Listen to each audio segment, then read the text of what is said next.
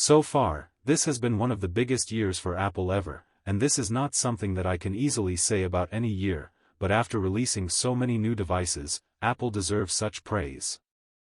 WWDC 2023 alone was, by itself, enough to label this year as a success, since it brought us 3 Macs, with a new big 15-inch MacBook Air making its way to the lineup for the first time.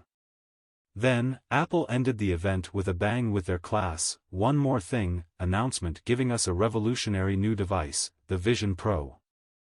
This is one device destined to change the market forever if it is anywhere as successful as Apple hopes it would be. But now, for the final half of 2023, Apple still has a few more exciting devices to announce. And as always, the September event will give Tim Cook the perfect stage for a few more big announcements. Apple's 2022 September event was held a bit earlier than normal, since it was held in the first week of the month on Wednesday, September 7th. We are typically used to Apple's September event taking place a bit later in the second week, like the 2021 event, which took place on the 14th of September. This year, the most likely date so far would be the 12th or 13th of September. We will get the final confirmed date sometime in the final week of August. Whenever the September event is mentioned, the first device to follow should always be the beloved iPhone. This is the single device that people wait for the most throughout the year. And it makes sense, since this is the one most people are likely to buy at some point throughout the year.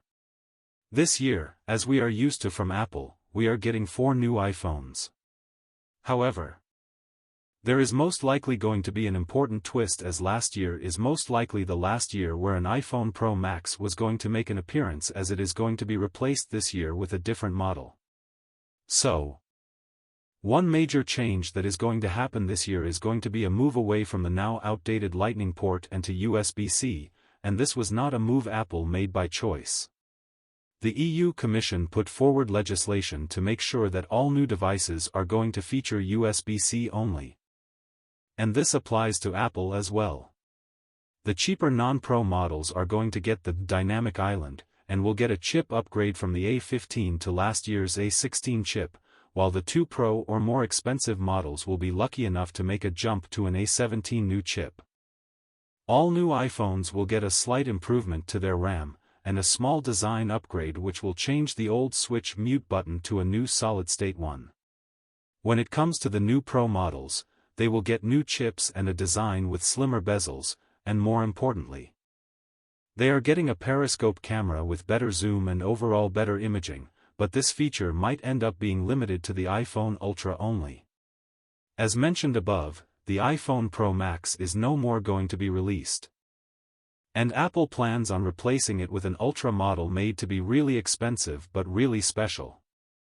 This is a way of motivating users to pay more for their iPhones and promote the more premium models by making the most expensive one seem like a totally new iPhone and not simply an upgrade to the iPhone Pro. Apple wants users to think of the new Ultra as a totally new iteration that is worth paying for.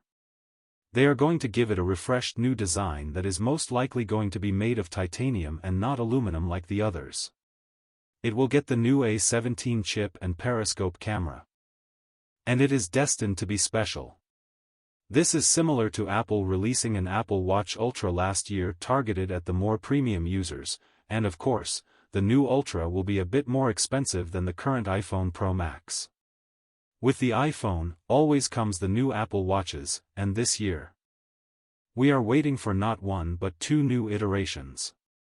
As always, we are getting a new version of the Apple Watch, with this year's version being the Apple Watch 9. In addition to the normal boring upgrade, you can expect a new iteration of the Apple Watch Ultra, which was first introduced last year.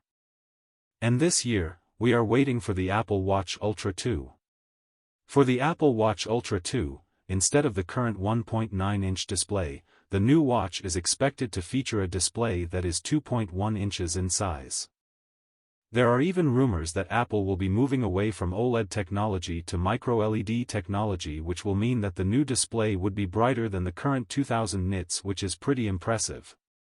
The current Apple Watch Ultra currently runs on an S8 SiP with a dual-core processor. But this year's version will get the S9 chip, which means a faster watch with better battery life due to getting a more power-efficient chip. Contrary to the Ultra, which is going to get a good upgrade. The new Apple Watch 9 is going to get a small upgrade with the same size and features but an upgraded S9 chip, which means a better battery life, but that is it for the new Apple Watch. The iPad mini is getting its 7th generation this year according to Apple analyst, Ming-Chi Kuo. But we cannot be sure if this is coming out during the September event, if Apple will delay that for a bit. You can expect an upgrade to a new chip with the A16 chip making its way to the new iPad mini, and more importantly, the new iPad will reportedly get a new display that supports promotion, which will be a big jump for it. There are even reports of increased storage. You can expect the new iPad mini to launch with a base storage of at least 128 GB instead of the current 64 GB. The AirPods themselves are not going to get a major upgrade this year, whether the AirPods 3 or AirPods Pro 2. During the September event, you can expect Apple to make its AirPods announcements as usual, and this year might be big. This year, we expect Apple might finally upgrade the AirPods Max finally after years of its first announcement. The new AirPods Max will come with a new chip fitted inside, better audio, and better noise cancellation. The new AirPods are expected to launch with a bunch of new colors and a better case. There are even rumors of Apple releasing a new AirPods, the AirPods Lite, which will be a cheaper version costing $99, but we are not sure of this one yet. Hey folks! Want to browse the web safely and without restrictions? Let me introduce you to ExpressVPN, a partner of our channel that helps you do just that. With ExpressVPN, you can protect your online data, unlock content from around the world, and enjoy a faster internet connection. It's like giving your online presence a superhero cape. And here's the best part: by using my special link in the description below, you can save a whopping 50% and get an extra 3 months free.